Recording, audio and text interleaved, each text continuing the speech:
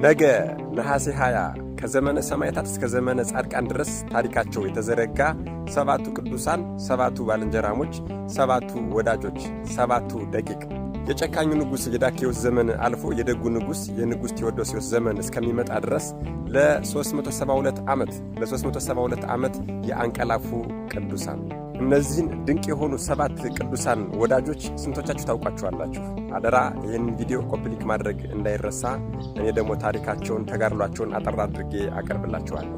ንጉሡ ዳክዬዎስ ክርስትናን ክዶ ወደ ጣዖት አምልኮ በገባ ሰዓት እነዚህን ሰባቱን ወዳጆች እጅግ በጣም ይወዳቸውና ያከብራቸው ነበርና አስጠርቶ ለጣዖት ስገዱ፣ ወደ እምነቴ ተቀላቀሉ፣ ካልሆነ ግን ጽኑ ቅጣትን እቀጣችኋለሁኝ፣ ለማሰቢያ ጊዜም 7 ቀን ሰጥቻችኋለሁ አላቸው።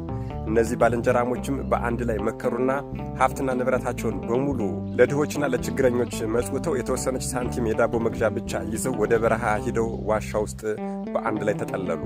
ንጉሡም ከጦርነት በመጣ ጊዜ እነዚህን ሰባቱን ወዳጆች አስፈለጋቸው። ነገር ግን የለም፣ አላገኛቸውም፣ አጣቸው። ታዲያ እነዚህ ሰባት ወዳጆች የገቡባትን ያችን ዋሻ አንድ የበግ ጠባቂ ብቻ አይቶ ነበረ። ታዲያ እነዚህ ሰባቱ ባልንጀራሞች በየቀኑ አንድ እያሉ አንዱ ዛሬ ገዝቶ ከሆነ ነገ ደግሞ አንዱ እያለ ስንቃቸውን ዳቦ ወደ ከተማ እየሄዱ እየተደበቁ እየገዙ ይመጡ ነበረ። ከዕለታት አንድ ቀን አንዱ ወዳጃቸው ወደ ከተማ በወጣ ሰዓት ንጉሡ ከጦርነት መጥቶ እነሱን እያስፈለጋቸው እንደሆነ ሰማ።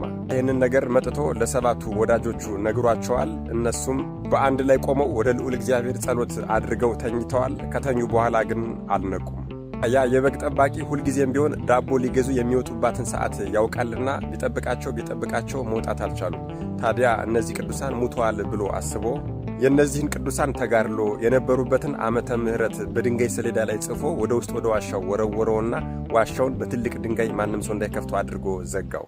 እነዚህ ቅዱሳንም በእግዚአብሔር ፈቃድ ተኝተዋልና አልነቁም። ለ372 ዓመት ከተኙ በኋላ ከዕለታት አንድ ቀን ግን እነዚህ ሰባቱ ወዳጆች ያሉበትን ዋሻ የተገጠመበትን ድንጋይ አንድ ሰው ለሥራ ፈልጎት በፈነቀለው ሰዓት እነዚህ ሰባቱ ቅዱሳንም ነቁ። ታዲያ እነዚህ ቅዱሳንም መልካቸው የወጣት ነው፣ ዕድሜያቸው ግን ወደ 400 ዓመት ተጠግቶ ነበር። እንደ ንጉሡ እንደ አቤሜሌክ ረዥም ዓመት የተኙ መሆናቸውን አላወቁምና ከእንቅልፋቸው የነቁ መስሏቸዋል። አንዱ ተረኛ ነኝ ያለው ቅዱስ ዳቦ ሊገዛ ወደ ከተማ ወጣ። እጅግ በጣም የሚገርመው ግን ይሄ ቅዱስ ዳቦ ሊገዛ በወጣበት ሰዓት ወደ ከተማዋ በገባ ጊዜ የከተማዋ በር ተለዋውጦ ከተማይቱ ተለዋውጣ አያት። በከተማዋ በር ላይ የመስቀል ምልክትን አየ። በቅጥሮቿና በዙሪያዋ ላይ ያሉ ነዋሪዎችን በሙሉ የመድኃኔዓለም የኢየሱስ ክርስቶስን ስም በይፋ ሲጠሩ ተመለከተ። አዎ እርሱ በነበረበት ዘመን የኢየሱስ ክርስቶስን ስም መጥራት ትልቅ ወንጀል ነበር። እጅግ በጣም ግራ ስለተጋባም ይህች ሀገር ኤፌሶን ናት አይደለችም ብሎ አንድ መንገደኛንም ጠይቆ ነበረ።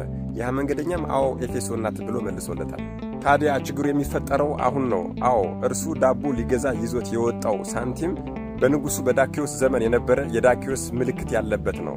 ያ ማለት ደግሞ ከ400 ዓመት በፊት ማለት ነው። በዚህም የተነሳ ምግብ ሻጮቹና ነጋዴዎቹ የተደበቀ ገንዘብ ይዘሃል ብለው ወደ ንጉሡና ወደ ሊቀ ጳጳሱ ወስደው ከሰሱት። ንጉሡና ሊቀ ጳጳሱም ግራ በመጋባት እባክህ በአንተ በኩል የሆነውን ነገር በሙሉ ንገረን አሉት። እርሱም ከመጀመሪያ ጀምሮ እስከ መጨረሻ ድረስ የሆነውን ነገራቸው።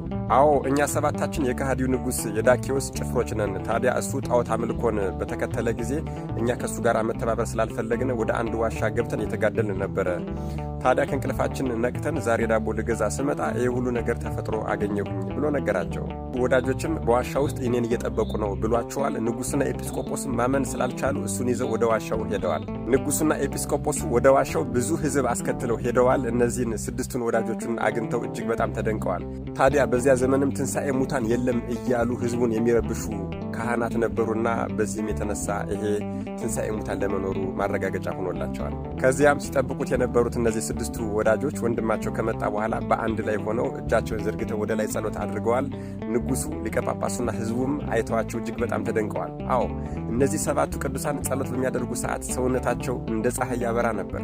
ከዚያም እነዚህ ቅዱሳን ለ7 ቀን በኤፌሶን ቆይተዋል። አዎ በእነዚህ በ7ቱ ቀኖችም የሃይማኖት ትምህርትን እያስተማሩ ድውያንን እየፈወሱ እጅግ በጣም ብዙ ድንቅ ተአምራትን እያደረጉ ከቆዩ በኋላ በዚያ ዘመን የተነሱትን ትንሣኤ ሙታን የለም የሚሉ መናፍቃንንም ሁሉ ካሳፈሩና ከረቱ በኋላ ነሐሴ 20 ቀን እንደተኙ ከዚህ ዓለም ድካምና መከራም አርፈዋል። ጌታ ሆይ ሁሌም ቢሆን ለክፉ ሥራ ብቻ የምንተባበር እኛ ኃጢአተኛና በደለኛ ልጆችህን ልክ እንደነዚህ 7ቱ ቅዱሳን ወዳጆች ለበጎ ሥራም አሰማራን። መድኃኔዓለም ኢየሱስ ክርስቶስ ከ7ቱ ወዳጆች ባልንጀራሞች ረድኤት፣ በረከት፣ ምልጃ፣ ቃል ኪዳን፣ ፍቅር፣ ጽናት አይለየን። አሜን። ይቆየን።